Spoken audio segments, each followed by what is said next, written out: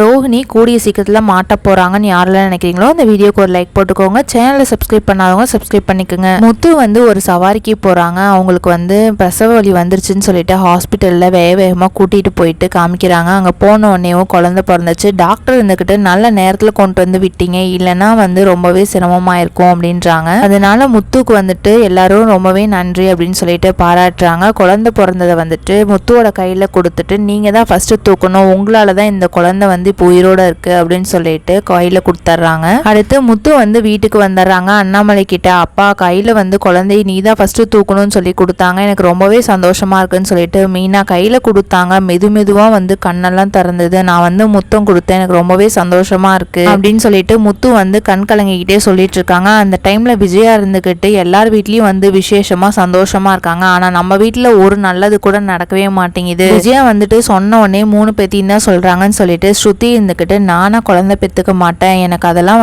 பிடிக்காது, யார் இந்த வழியெல்லாம் தாங்கிறது அப்படின்னு சொல்ல, அதுக்கு விஜயா இருந்துக்கிட்டு ஊரில் இருக்கிறவங்க எல்லாருமே பெற்றுக்கிறாங்கல்ல, அதெல்லாம் ஒரு வரம் அப்படின்னு சொல்ல, அதுக்கு ஸ்ருதி இருந்துக்கிட்டு அதெல்லாம் முடியாது, நான் வாடகை தாய் மூலயமா குழந்தை பெற்றுக்குவேன் அப்படின்னு சொல்கிறாங்க. அதுக்கு விஜயாக்கு ஷாக் ஆகிடுது. ரோஹிணி ரொம்பவே டென்ஷன் ஆகிறாங்க. நம்மளுக்கு ஏற்கனவே குழந்தை இருக்கிறது தெரிஞ்சுது அப்படின்னா அத்தை ஒரு வேளை சந்தோஷமா இருப்பாங்களோ, நம்ம சொல்லிடலாமா அப்படின்ற மாதிரி யோசிப்பாங்க. ரோஹிணி போயிட்டு விஜயா கிட்ட ஆன்ட்டி நான் ஏற்கனவே மனோஜா ஹாஸ்பிட்டலுக்கு வாங்க செக்அப் பண்ணிக்கலாம்னு சொல்லி சொன்னேன், ஆனால் அது ஒரு பிரச்சனையாக நீங்கள் 2 பேருமே பேசுனீங்கல்ல, இப்போ எதுக்கு நீங்கள் அந்த கேள்வியை என்கிட்ட கேட்குறீங்க? நானும் அதை தான் சொன்னேன், நீங்கள் ஒரு பெரிய பிரச்சனையாகவே அன்னைக்கு என்கிட்ட பேசுனீங்க, இப்போ ஒன்றும் இல்லை, மனோஜ் மனசு வச்சா எல்லாமே நடக்கும், அதனால மனோஜ் ஹாஸ்பிட்டலுக்கு வர சொல்லுங்க அப்படின்றாங்க. மீனா ரோஹிணியோட உண்மையெல்லாம் தெரிஞ்சதுனால மீனா எதுவுமே பேசாமல் அப்படியே நின்றுட்டு இருக்காங்க. விஜயா போயிட்டு என்ன மீனா நீ எதுவுமே பேச மாட்டேங்கிற, ஏதோ ஒன்று பேசுவியே அப்படின்னு சொல்லி கேட்குறாங்க. ரோஹிணியோட விஷயம் மீனாக்கு தெரியறதுனால ஏதாவது கண்டுபிடிப்பாங்களா என்னங்கிறத வெயிட் பண்ணி பார்க்கலாம். நம்ம சேனலை பிடிச்சிருந்தா சப்ஸ்கிரைப் பண்ணுங்கள். தேங்க்ஸ் ஃபார் வாட்சிங்.